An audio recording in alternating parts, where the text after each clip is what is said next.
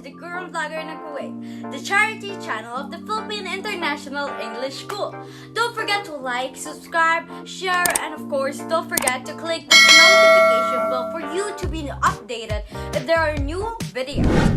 So what exactly is definition? How is it done? And of course, how is it applied in regular everyday activities?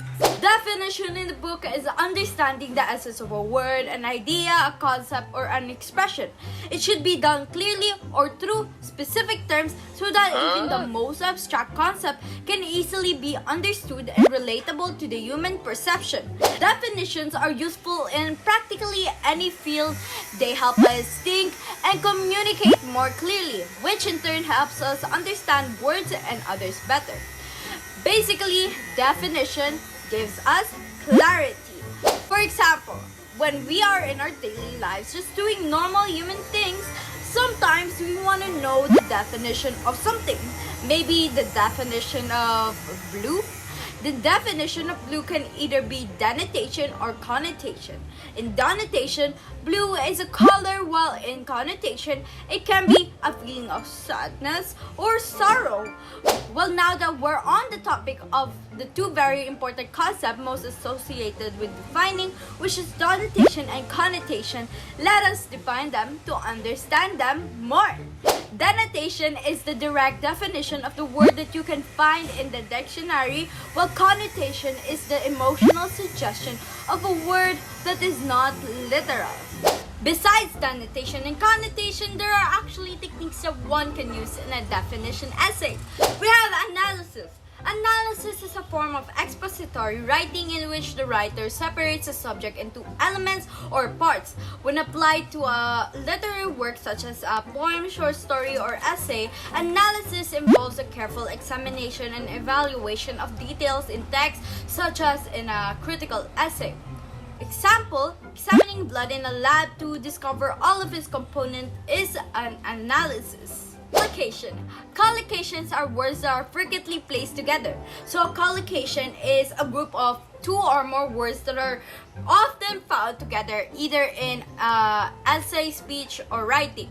Collocations reveal restrictions on which words can go together and which words do not. Some typical collocation examples are pay attention, fast food, make an effort, and a powerful engine. The definition of a comparison is the act of finding out the differences and similarities between two or more people or things. It compares two things, and the two things usually belong to the same class. Example, two cities, two politicians, or two sports. They are both given equal attention. For example, Maui is bigger than Cleo.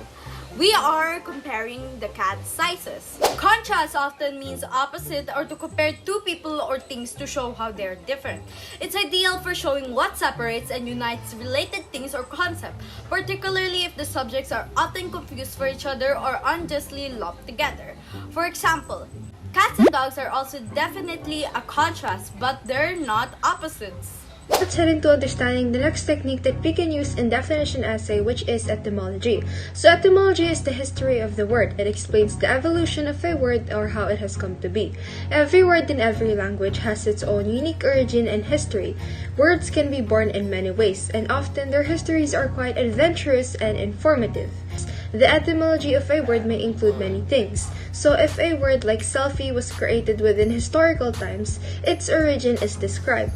An example for etymology is, according to its etymology, the English word of dope comes from the Dutch word doop, which means sauce.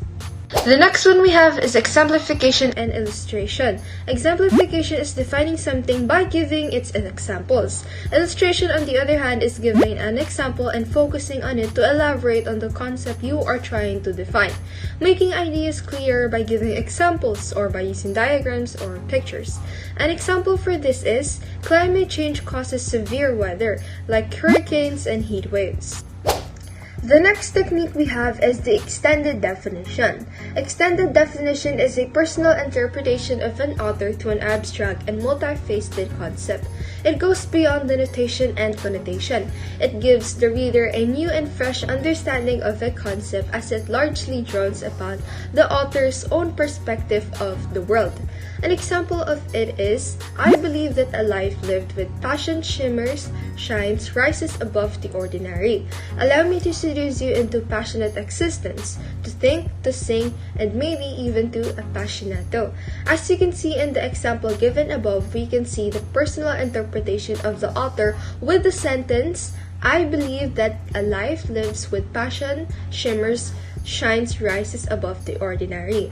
By that sentence and the example given, we can already see on how the author described on what he thinks or believes, which adds to give the readers a new understanding on what the author is trying to say in his or her own perspective, meaning it gives a more extended definition and more new understanding. The next technique we have is function. Function is another way of understanding what a word or concept means, is to know its purpose.